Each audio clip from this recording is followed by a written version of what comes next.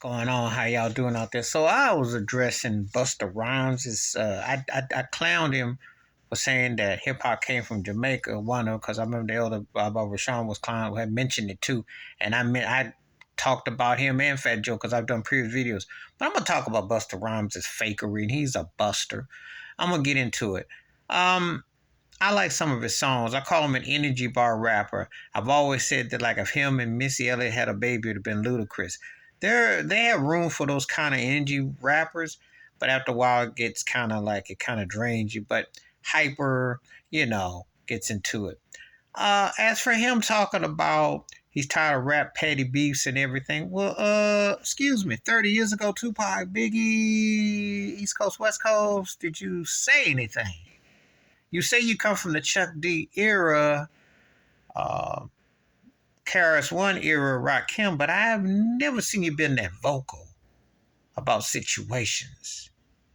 I never quite got that feeling that Buster was so called for the peace. I always thought that he was industry plantation hound, as most rappers are.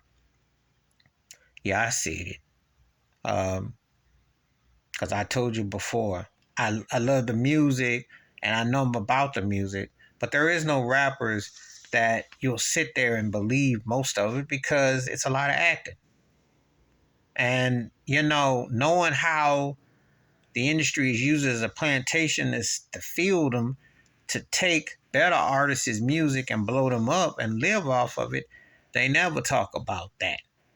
So am I supposed to buy that he so supposedly cares about black on black violence and beefs in the industry? Am I supposed to buy that? Well, he ain't said nothing before. And he ain't said nothing really been relevant.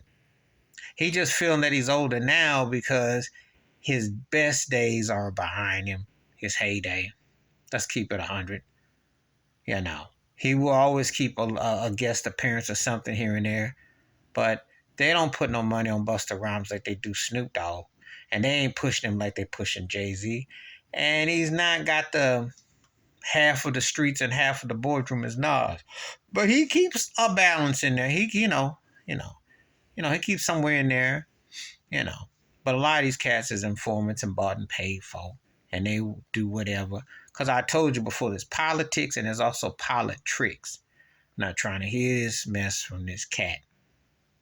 If you got a problem with the industry, why don't you quit it? Why don't you tell the real truth about what these rappers got to do and how it goes down and the fake lifestyle and the boutique labels and how they have to do hooks and sing and do everything to make $1. Talk about the plantation of the industry. And as far as the petty beast, that's what the industry wants anyway, because they don't care if black folk be killing off or whatnot. Okay? Is he going to address the Nipsey Hussle situation? Is he going to address...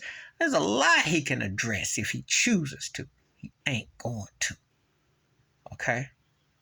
The bottom line is until we get past the slave mindset and the culture, you got to start as a black man, black woman. You got to start with the people. The industry is jive and it's bunk. Okay? The industry ain't nothing but a plantation. Prince told you that. That's why he walked around with slave on his face. I didn't agree with that part of it. And Michael Jackson talked about it too. I didn't agree with putting slave on your face and Michael Jackson holding up signs, talking about Matola being the devil. But I understood what it meant because it is racist and it is a plantation. And they don't care about black life. They just pimp and extort. That's what they do. That's why your Pox ended up died broke. Biggie died broke. And Jam Master Jay took him a minute before they found who took him out. And Eazy-E, we still don't know how he really died. So when cats have their so-called beefs, industry wants that bag.